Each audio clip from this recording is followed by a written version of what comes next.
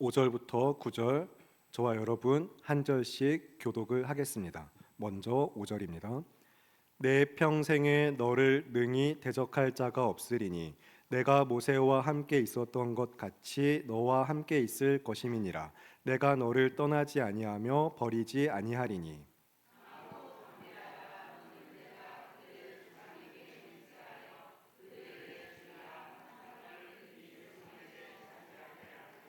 오직 강하고 극히 담대하여 나의 종 모세가 내게 명령한 그 율법을 다 지켜 행하고 우로나 좌로나 치우치지 말라. 그리하면 어디로 가든지 형통하리니.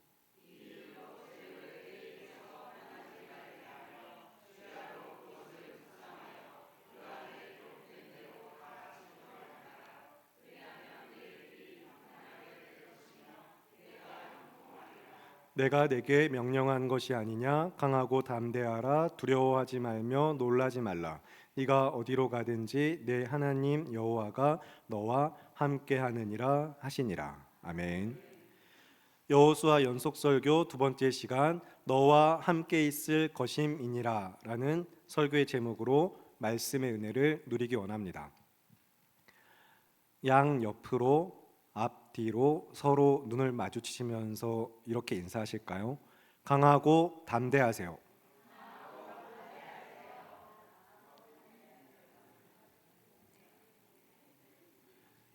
네, 여러분 강하고 담대하시기 바랍니다. 주님이 함께 하십니다.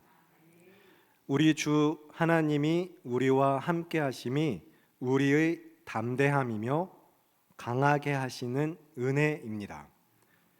그 은혜에 붙들리는 수요일 저녁이 되시기를 바라며, 오늘을 기준으로 입춘이 지난 지 한 달이 되었고 내일이면 경칩이라고 합니다. 겨울잠에서 깨어나는 시기인데 여전히 춥다고 느껴지시거나 혹시나 육신만 아니라 그 마음과 일상조차 차갑게 얼어붙으신 분들에게 신실하신 하나님과 말씀의 그 은혜가 따스한 봄의 햇살처럼 비추이고 얼어붙은 마음과 삶을 녹이며 소생케 하시는 시간 되시기를 예수님의 이름으로 축복합니다. 우리가 아멘이라고 고백할 수 있는 것은 불확실한 내일이 두렵고 근심이 많은 인생에 기쁨이 가득하게 하시는 복음이, 우리에게 그 복음이 선명하기 때문입니다. 언약에 신실하신 하나님께서 우리와 함께 하심을 믿기 때문입니다. 나의 등 뒤에서 나를 도우시며 일어나 가라 말씀하여 주시는 하나님께 믿음으로 순종합시다. 지난주 우리는 여호와의 종 모세가 죽은 후에, 그 후에도 여호와께서는 그들을 떠나지 않으시고 택하신 백성과 계속 함께 하시며 말씀을 통하여 그들이 나아가야 할 길을 그려주시는 것을 보았습니다. 이스라엘이라는 공동체와 여호수아라는 사람에게 있어서 아주 중요한 전환점이었습니다. 그리고 그 중심에는 신실하신 하나님이 계셨습니다. 그래서 내 종 모세가 죽었으니 하고 이어진 2절부터 4절의 말씀은 공동체에게 주신 언약의 확증입니다. 아브라함부터 이어진 언약이 이스라엘이라는 한 민족에게서 그대로 이루어질 것이라는 선포인 것입니다. 정말로 그러한가, 우리가 언약의 말씀을 따라서 하나님의 약속이 어떻게 주어지고 이어지고 있는지 말씀의 발자취를 따라가도록 하겠습니다.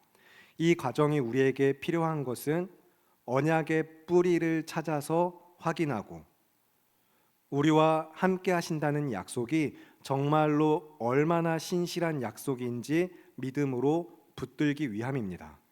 그냥 하나님이 함께 하신다 습관처럼 내뱉고 이야기되는 단순한 문장이 아니라 살아있는 말씀으로 우리 삶에서 역사하시도록 믿음의 기초를 다지는 것입니다.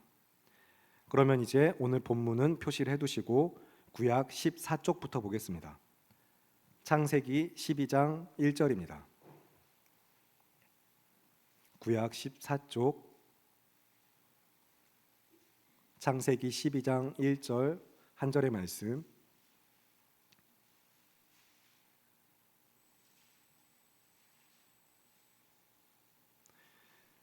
이제 지금부터 이야기 드리는 장과 절을 여러분이 성경에서 찾으시면서 따라오실 때 눈으로 말씀을 보시고 귀로는 잘 들어주시기 바랍니다. 먼저 12장 1절 아브라함에게 여호와께서 말씀하시기를 내가 내게 보여줄 땅으로 가라, 그렇게 말씀을 하셨습니다. 그리고 조금 내려와서 5절을 보시면 마침내 가나안 땅에 들어갔더라 말씀하고 있습니다. 그리고 이제 뒤로 조금 가셔서 13장 14절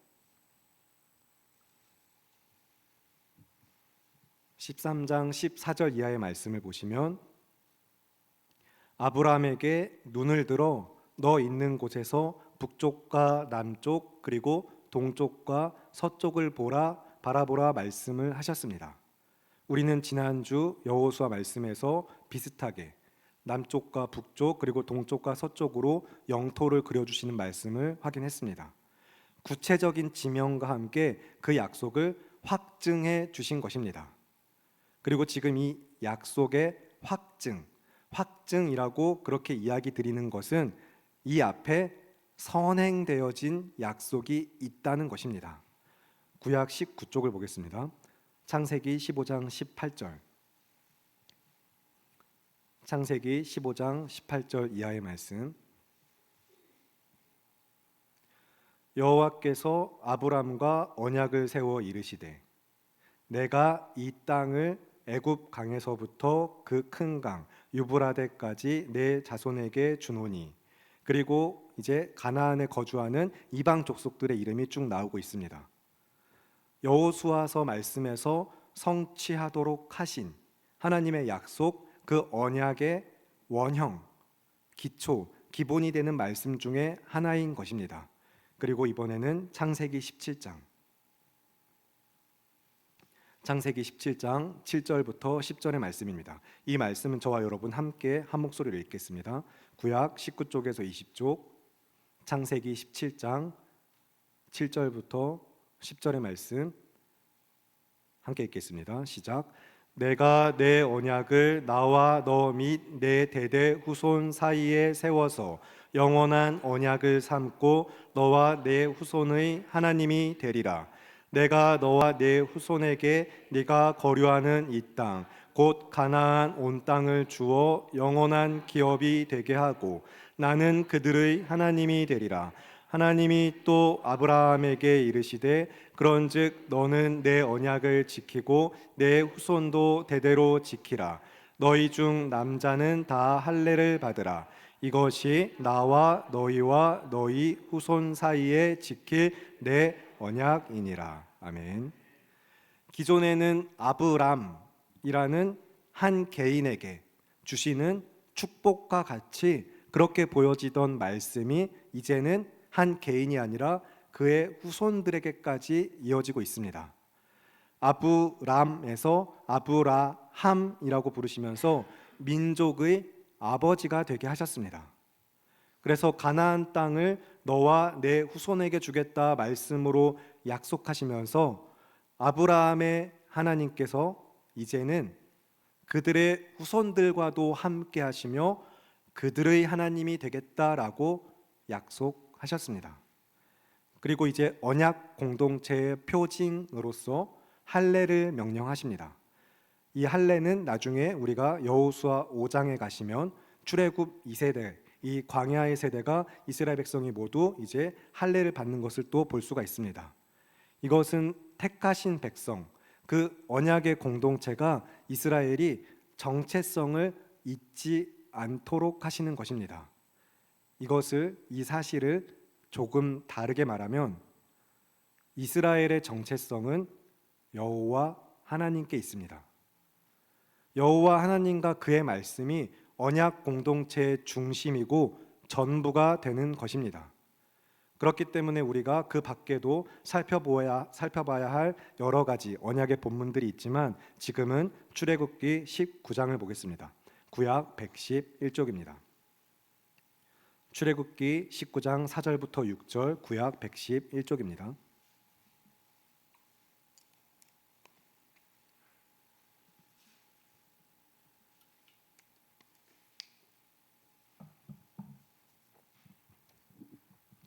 출애굽기 19장 4절부터 6절의 말씀 찾으셨으면 함께 한 목소리로 읽겠습니다. 시작. 내가 애굽 사람에게 어떻게 행하였음과 내가 어떻게 독수리 날개로 너희를 업어 내게로 인도하였음을 너희가 보았느니라. 세계가 다 내게 속하였나니 너희가 내 말을 잘 듣고 내 언약을 지키면 너희는 모든 민족 중에서 내 소유가 되겠고 너희가 내게 대하여 제사장 나라가 되며 거룩한 백성이 되리라. 너는 이 말을 이스라엘 자손에게 전할지니라. 아멘. 방금 읽은 말씀에서 우리가 주목할 것은 이스라엘의 정체성, 언약 공동체의 정체성이 무엇이냐라는 사실입니다. 6절의 말씀을 보시기 바랍니다. 뭐라고 말씀하시죠?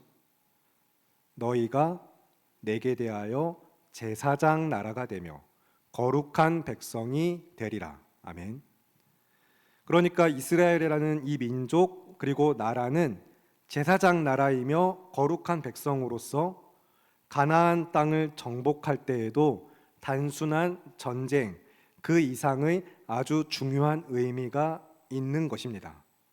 그들의 정체성, 이 사명을 분명히 기억하시고 여호수아서 말씀의 기초에 이 가치관을 두어야만 이후에 이어지는 정복전쟁, 그 이야기가 드러내는 말씀의 은혜가 더욱더 선명해집니다. 그래서 이제 정리하면 여호와의 종 모세가 죽은 후에 이제 이 민족은 어떻게 될 것인가? 그 전환점에서 신실하신 하나님이 믿음의 공동체에게 주신 언약은 계속해서 그 삶에 이어지고 있으며 그들을 붙들고 계신다는 것입니다.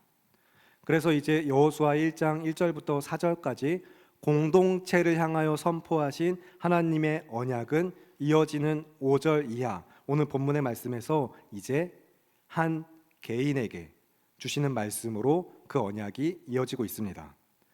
그러니까 이제 그들의 하나님이 되리라 약속하신 하나님은 그 약속대로 이스라엘이라는 이 민족, 그들을 자신의 백성으로 삼으셨습니다.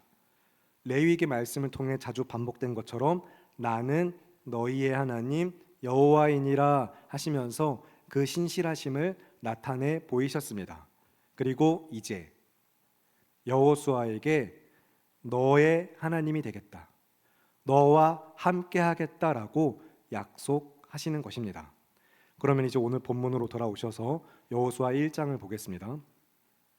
여호수아 1장을 펼쳐두시고 구약 320조 2절부터 4절에 너희라고 말씀하시면서 언약 공동체에게 주신 약속을 온전히 이루실 것이라 확증하여 선포하신 다음 이어지는 5절부터 공동체에서 한 개인을 향하여 이스라엘에서 여호수아에게 무엇이나 말씀하셨는지 본문 5절과 6절의 말씀을 함께 읽겠습니다. 시작.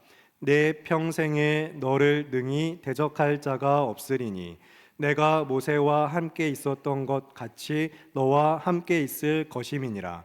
내가 너를 떠나지 아니하며 버리지 아니하리니 강하고 담대하라. 너는 내가 그들의 조상에게 맹세하여 그들에게 주리라 한 땅을 이 백성에게 차지하게 하리라. 아멘.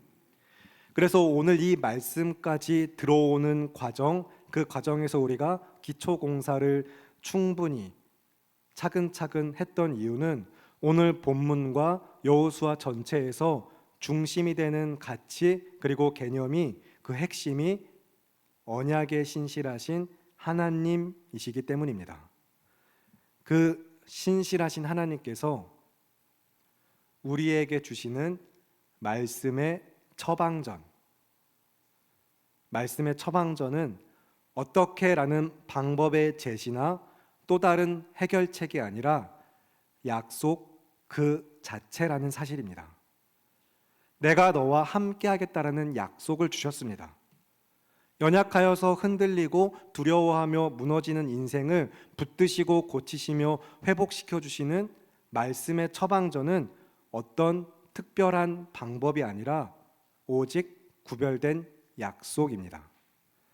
우리는 어떻게라는 방법을 원하고 그 방법을 행하는 것에 너무 쉽게 얽매입니다. 그래서 하다못해 순종을 이야기하면서도 무언가 내가 행할 것, 행하여야 할 것에만 자꾸 계속 얽매이면서 열심이라는 함정과 노력이라는 것이 교만이 되어서 자꾸 헛걸음하고 넘어지기 일쑤입니다. 물론 열심과 노력은 중요합니다. 중요한 것이지만 그보다 더 중요한 것, 본질적으로 붙들어야 하는 것은 믿음입니다. 그리고 그 믿음의 기초는 하나님의 말씀, 오직 하나님, 그것이 전부입니다. 그래서 여호수아의 평생에 그를 대적할 자가 없는 것은 그를 천하무적으로 만들 수 있는 어떤 방법을 알려주심으로 그렇게 되는 것이 아니라 전지전능하신 하나님, 여호와 하나님께서 너와 함께 하겠다는 약속 때문인 것입니다. 여호와 하나님께서 내가 모세와 함께 있었던 것 같이 너와 함께 있을 것임이니라 약속하셨습니다. 그가 결코 떠나지도 버리지도 아니할 것이라고 약속하셨습니다. 그 신실하신 언약의 하나님이 그와 함께 하시기 때문에 그를 대적할 자가 없는 것입니다. 우리 모두는 이 약속을 붙들어야 합니다. 하나님이 우리와 함께 하심을 믿으세요. 그 약속이 얼마나 확신한 은혜인지 여러분 5절의 말씀을 자세히 보시면 5절의 말씀 보시면 말씀이 기록된 형태가 부정문 사이에 위치한 긍정문으로 강조가 되는 것을 볼 수가 있습니다. 쉽게 이야기 드리면 5절의 전반부 없을 것이다라고 부정하여 이야기하시고 후반부에 아니할 것이다, 다시 한번 아니할 것이다 계속되는 이 부정어 형태의 문장 그 사이에 함께라는 단어를 중심에 두신 긍정문을 통하여서 말씀하시기를 모세와 함께 있었던 것 같이 너와 함께 있을 것임이니라 약속을 주셨다는 것입니다. 그리고 이어서 그 약속은 이제 약속입니다. 이 약속은 명령의 형태로 주어집니다. 우리가 그래서 하나님의 명령을 너무 율법적이고 약간 조금 어렵고 억압적인 것으로 느끼지 말 것은 하나님의 모든 말씀은 약속입니다. 명령 또한 약속이며 약속의 또 다른 형태를 명령문으로 주시는 것뿐입니다. 6절과 7절의 말씀인데 6절과 7절의 말씀 함께 한 목소리로 6절부터 7절 읽겠습니다. 시작. 강하고 담대하라. 너는 내가 그들의 조상에게 맹세하여 그들에게 주리라 한 땅을 이 백성에게 차지하게 하리라. 오직 강하고 극히 담대하여 나의 종 모세가 내게 명령한 그 율법을 다 지켜 행하고 우로나 좌로나 치우치지 말라. 그리하면 어디로 가든지 형통하리니. 아멘. 여호와께서 여호수아에게 무엇이라고 명령하셨죠? 강하고 담대하라 명령하셨습니다. 5절부터 9절까지 이제 이 6구절의 말씀, 5절부터 9절까지 6구절의 말씀에 오늘 본문의 이 짧은 말씀 안에서 강하고 담대하라는 명령은 3번이나, 그것도 그 중에 한 번은 극히라고 이제 강조하면서 계속 반복되어 나오고 있습니다.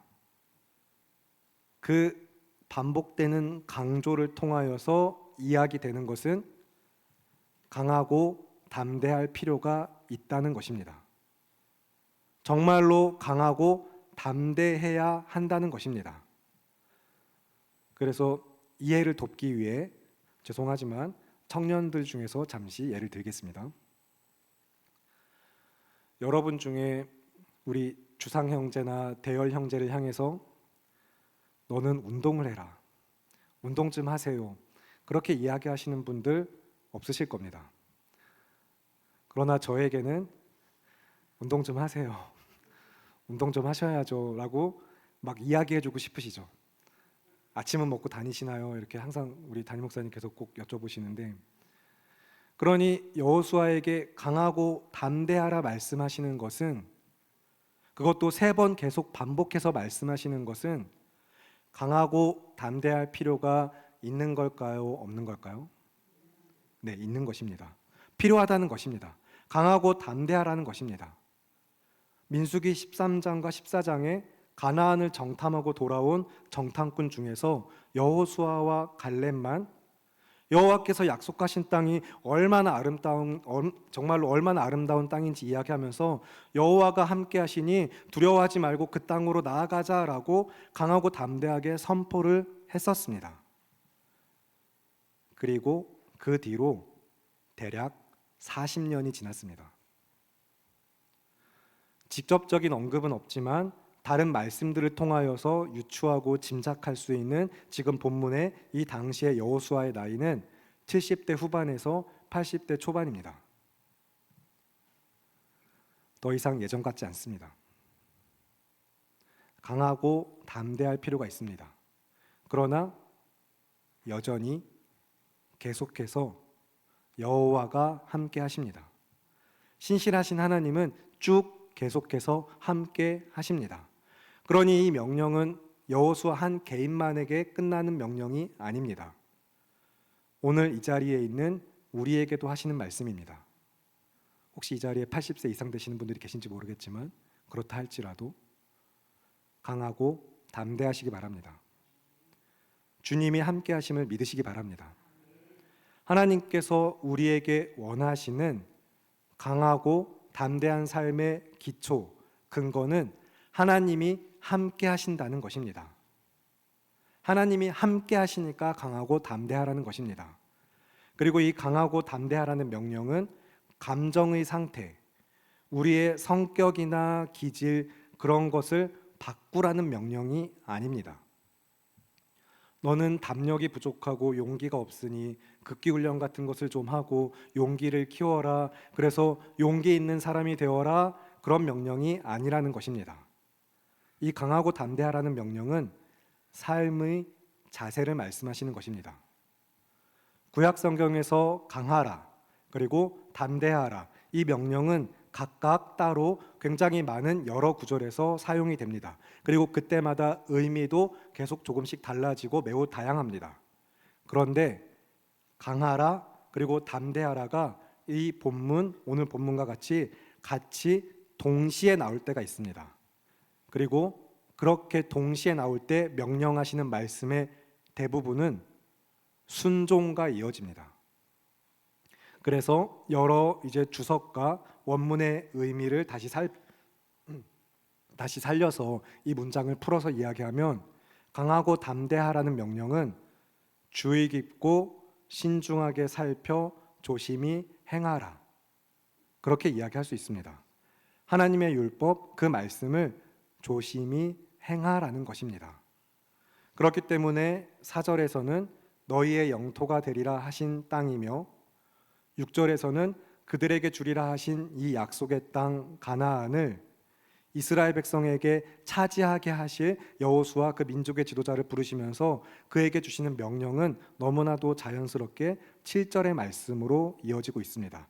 오직 강하고 극히 담대하여 라고 강조하시면서 그 강한 명령이, 매우 강조하시는 명령이 여호수아의 삶을 이끄시는 방향은 나의 종 모세가 내게 명령한 그 율법을 다 지켜 행하고 우로나 좌로나 치우치지 말라는 것입니다. 그러면 그렇게 하면 너는 어디로 가든지 형통하리라 약속하면서 주신 말씀입니다. 그리고 8절에서는 이제 계속해서 이 순종이 강조되면서 율법에 대한 여호와의 말씀에 대한 순종과 형통의 약속이 계속 이어지고 있습니다. 8절의 말씀 함께 한 목소리로 읽겠습니다. 시작. 이 율법책을 내 입에서 떠나지 말게 하며 주야로 그것을 묵상하여 그 안에 기록된 대로 다 지켜 행하라. 그리하면 내 길이 평탄하게 될 것이며 네가 형통하리라. 아멘. 이 율법책이라고 말씀하시는 것은 기본적으로는 모세오경을 말합니다. 그리고 오늘 우리에게는 모세오경만 아니라 하나님의 모든 말씀을 이야기합니다. 그리고 이 율법책을 내 입에서 떠나지 말게 하며 라고 그렇게 말씀하셨을 때에 그 당시에 책을 만들어내는 기술은 지금 우리 시대와는 너무나도 달랐습니다. 그래서 그 당시에는 암송을 하는 것이 말씀을 전승하는 기본 방식의 하나였습니다. 즉, 이 율법책이 내 입에서 떠나지 말게 하며 라고 언약 공동체로서 말씀을 그 삶의 중심에 두라고 하시는 것입니다. 계속해서 말씀이 전승되어지고 그것이 중심에 있고 하는 삶, 그리고 이 명령은 또한 묵상, 이어지는 묵상이라는 단어와도 긴밀하게 연결이 됩니다. 주야로 그것을 묵상하여 라고 말씀하셨죠. 여기서 말하는 묵상은 오늘 우리가 생각하는 조용한 풍경 가운데 속으로 말씀을 읊조리고 생각하는 그런 형태와는 매우 다릅니다. 이 당시 묵상이라는 단어가 가리키는 행동은 큰 소리로 행하는 것이었습니다. 오늘날의 묵상처럼 마음을 비우는 것이나 아니면 마음에 떠오르는 무엇이 있으면 그것을 잡기 위해서 명상하는 것 같은 그런 형태를 묵상이라고 이야기하지 않았습니다. 큰 소리로 율법을 읽거나 암송하는 것을 묵상이라고 이야기했어요. 물론 아주 큰 소리로 막 외치고 그러진 않아도 그 당시의 관습을 따라서는 소리를 내어 읊조리는 것이 묵상의 기본적인 형태였습니다. 그래서 그 당시 사회와 문화 속에서는 독서라는 행위도 소리를 내서 되뇌이며 읽는 형태였고, 그래서 묵상도 스스로에게, 자기 자신에게 큰 소리로 읽어주면서 암송하는 것을 이야기하는 것이 묵상이었습니다. 그러니 묵상하라는 명령은 이 율법책을 내 입에서 떠나지 말게 하며 하신 명령과 서로 긴밀하게 연결되고 이어져 있는 것입니다. 그러면 우리도 이 말씀이 우리의 입에서 떠나지 않도록 묵상하시는 마음으로 오늘 본문 9절의 말씀만 힘차게 또박또박 함께 읽겠습니다. 시작.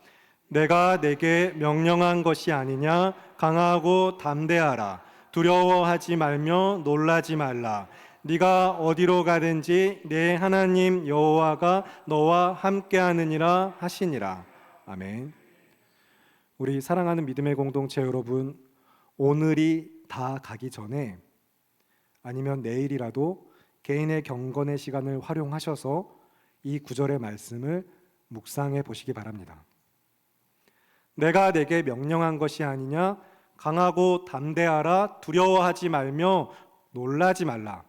네가 어디로 가든지 내가 내 하나님 여호와가 너와 함께 하느니라. 아멘.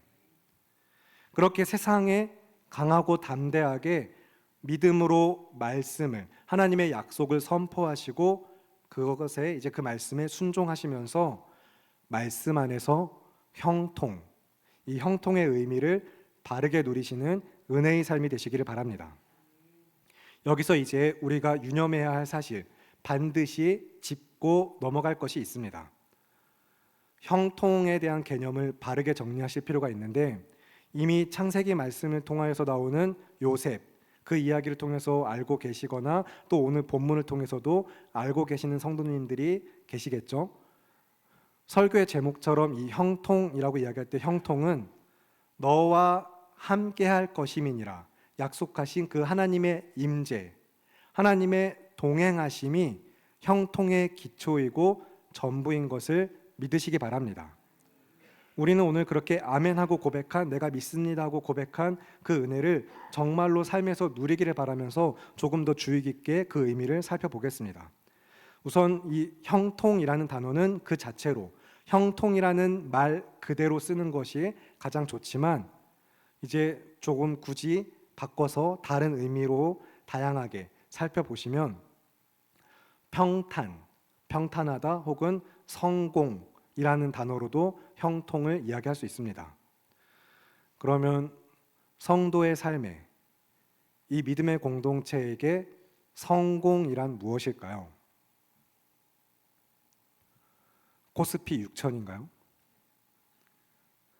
집값이 이제 2배, 3배씩 오르고 연봉 1억 이상이 되는 삶이, 이야기만 들어도 막 좋으신 분이 혹시 계실까 모르겠는데 그 심정을 충분히 이해하지만 응원할 수는 없습니다. 왜냐하면 성경이 우리에게 말하며 약속하여 주신 성공, 오늘 본문이 말씀하는 형통은 그런 것이 아니기 때문입니다. 성도의 인생에서 성공, 그렇게 이야기할 수 있는 것은 하나님의 약속이 이루어지는 것입니다. 다른 무엇이 없습니다. 어떤 가치도 그 자리를 차지할 수가 없습니다. 정말로 코스피가 이제 6천을 넘어서 막 이대로 7천, 8천 간다고 하면 그러면 어떻게 될까요? 여전히 죄 가운데 하나님의 진노하심을 받고 멸망받을 인생이라면 아무런 소용이 없습니다. 내가 사는 집이 브랜드 아파트이고 집값이 2배, 3배 막 천정부지로 솟는들 뭘 할 수 있을까요? 여전히 그 삶이 하나님의 집으로 말씀으로 빚어져 가지 않는다면 전부 헛되고 헛될 뿐입니다. 그래서 우리에게 성공, 형통은 하나님의 약속이 이루어지는 것이며 그것은 주님의 뜻이 내 삶에 말씀하신 그대로 이루어지는 것입니다. 그래서 신실하신 하나님께서 그 언약의 말씀대로 내 삶에 그 약속을 이루어 가시는 것이 성도가 바라며 누려야 할 성공, 형통인 줄을 믿으시기 바랍니다. 여러분이 내 삶이 형통하다라고 고백하실 때는 하나님의 약속 가운데 살고 있습니다라는 은혜와 믿음으로 고백하셔야 하는 것입니다. 물론 그 삶에 고난이 없진 않습니다. 근심이 없는 것도 아닙니다. 오히려 고난이 많겠지만 두려움과 근심이 많은 이 세상에서 계속해서 신실하신 하나님만을 의지하며 믿음으로 사는 것입니다. 그러니 성도의 삶에서 형통함이라고 이야기하는 것은 세상의 평가를 따라서 어떤 숫자 그리고 결과로 이야기되는 것이 아니며 그 삶에 고난과 어려움이 없는 삶도 아닙니다. 다만 오직 그 믿는 자, 신자의 삶을 관통하는 하나님의 약속이 있는 삶, 언약에 신실하신 하나님께서 함께 하시는 삶이 형통한 삶입니다. 그 삶은 무명한 자 같으나 유명한 자이고 죽은 자 같으나 살아있으며 징계를 받는 자 같으나 죽임을 당하지 아니하며 근심하는 자 같으나 항상 기뻐하고 가난한 자 같으나 많은 사람을 부욕해 하며 아무것도 없는 자이나 모든 것을 가진 삶인 줄을 믿으시기 바랍니다. 생명의 복음, 우리 주 예수 그리스도와 그 말씀을 가진 자로서 형통한 삶의 은혜를 믿음으로 누리시기 바랍니다. 그래서 이제 오늘 본문의 핵심을 담아서, 가장 중요한 핵심을 담아서 정리해드리면 율법을 지켜 행하는 삶, 말씀에 순종하여 살아가는 그 삶, 그 명령을 앞과 뒤를 함께라는 하나님의 약속이 강하게 둘러싸고 있는 형태입니다. 다시 한번 이야기 드릴게요. 이제 말씀에 순종하여 살아가라는 이 명령, 이 하나님의 약속을 그 앞과 뒤를 겉을 함께라는 하나님의 약속이 둘러싸고 있는 것입니다.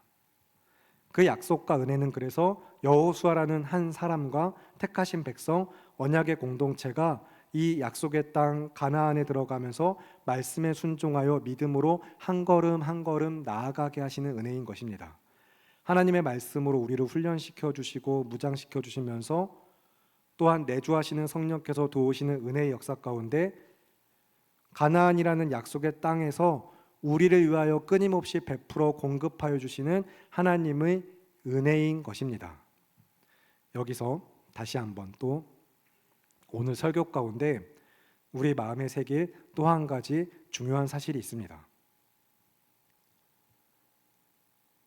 가나안이 천국은 아닙니다. 약속의 땅으로 이야기되고 해보다 더 밝은 저 천국, 그런 찬양의 가사에서 이제 며칠 후 며칠 후 요단강 건너가 만나리 하면서 이제 찬양하기 때문에 일부분 작은 오해가 있지만, 요단강을 건너는 것이 죽음에 대한 이미지는 사실 그리스 로마 신화, 세상의 약간 좀 종교적인 형태랑 합쳐진 것이고, 성경은 강을 건너는 것을 죽음과 연결짓는 경우가 거의 없습니다. 그래서 가나안은 천국이 아닙니다. 이게 무슨 이야기인가? 실제로 성경이 무엇을 말하는가? 우리의 믿음을 말씀의 기초에서 바로 잡으실 텐데, 히브리서 4장을 보겠습니다. 신약 355쪽입니다. 신약 성경 355쪽 히브리서 4장 1절부터 11절의 말씀입니다.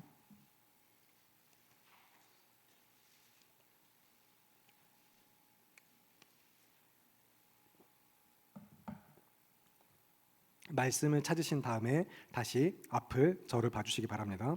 설명을 조금 더 드리고 말씀을 보실게요. 먼저 이제 해보다 더 밝은 저 천국 하는 찬양에서 요단강을 건너가 만나자라는 그런 가사는 약속의 땅에서 만나자라는 그런 고백으로서 신자에게 약속된, 믿는 자에게 약속된 하나님의 나라와 그 나라의 완성을 바라보면서 고백하는 가사로서 얼마든지 고백될 수 있습니다. 그러나 우리는 찬양을 통해서 우리의 믿음을 고백할 뿐이지, 찬양의 가사가 우리 믿음의 근간이나 우리 믿음의 기초가 될 수는 없습니다. 우리 믿음의 기초는 오직 말씀입니다. 그리고 하나님의 말씀인 성경은 모세오경으로 끝나지 않습니다. 5권이 아니라 66권입니다. 그리고 66권이지만 한 권의 책으로서 하나님의 말씀인 성경은 전체가 서로 유기적으로 긴밀하며 강하게 연결되어 있습니다. 그러니까 모세오경 안에서는 출애굽한 이스라엘 백성의 편에서 이제 주어질 약속의 땅으로서 가나안이라는 그 약속의 땅의 상징적인 그림이 천국처럼 그려지면서 이해되고 고백될 수는 있습니다. 그러나 우리가 지금 함께 살펴보는, 앞으로 계속해서 보실 여호수아서, 이 말씀에 와서는 가나안, 하나님께서 약속하신 이 땅에서 우리가 보게 될 것은 전쟁입니다. 그리고 그 땅은 훨씬 더 앞에 창세기 15장 16절 말씀에 그 땅에 아모리 족속의 죄악이 아직 가득 차지 아니함이라 하신 그런 땅입니다. 죄악이 차기를 기다리는 땅이, 그 땅이 과연 천국일까요? 그리고 민수기 13장과 14장에서는 대부분의 정탐꾼들이 정탐을 하고 돌아와서 그 땅을 놓고 원망과 불평을 했습니다. 두려움 때문이죠.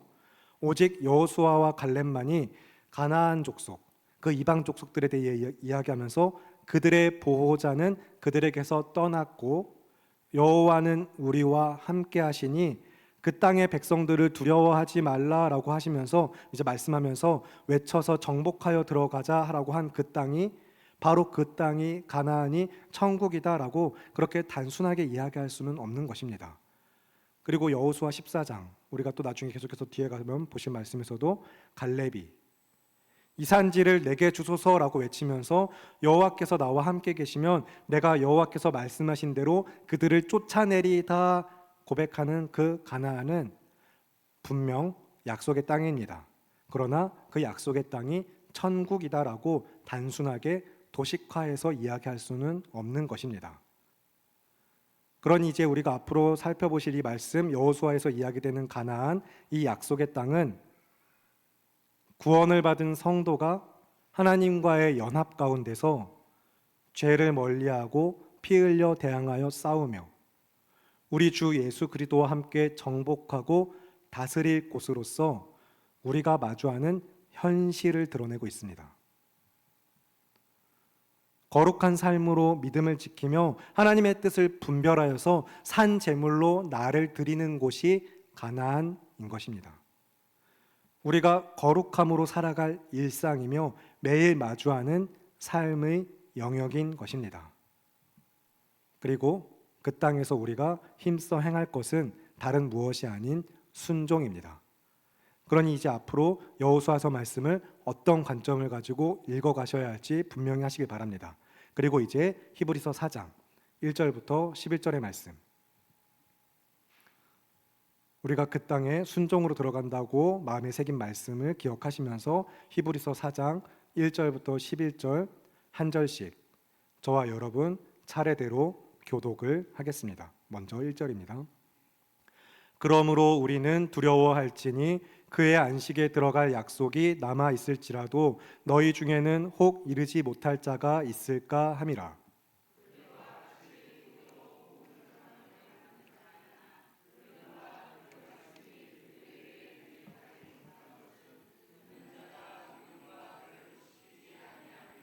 이미 믿는 우리들은 저 안식에 들어가는도다. 그가 말씀하신 바와 같으니 내가 노하여 맹세한 바와 같이 그들이 내 안식에 들어오지 못하리라 하셨다 하였으나 세상을 창조할 때부터 그 일이 이루어졌느니라.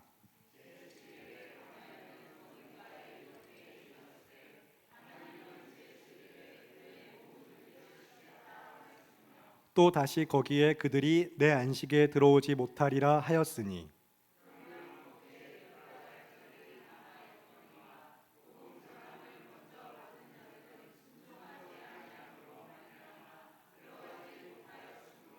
오랜 후에 다윗의 글에 다시 어느 날을 정하여 오늘이라고 미리 이같이 일렀으되 오늘 너희가 그의 음성을 듣거든 너희 마음을 완고하게 하지 말라 하였나니.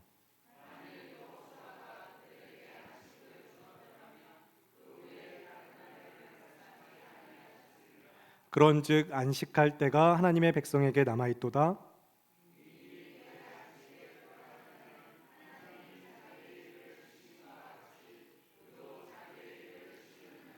그러므로 우리가 저 안식에 들어가기를 힘쓸지니 이는 누구든지 저 순종하지 아니하는 본에 빠지지 않게 하려 함이라. 아멘. 분명 여호수아는 출애굽 2세대 곧 광야에서 태어난 세대를 이끌어서 약속의 땅을 정복하며 그 분배하여서 이스라엘 민족에게 나눠 주었지만 방금 읽으신 8절의 말씀처럼 여호수아가 그들에게 안식을 준 것은 아닙니다.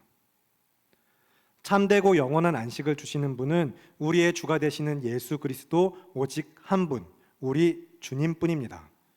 그래서 이어지는 히브리서 말씀은 이 순종에 대한 권면에 이어서 살아있고 힘있는 말씀의 능력과 우리에게 있는 대제사장 예수 그리스도를 증언함으로써 말씀의 내용이 이어지고 있습니다.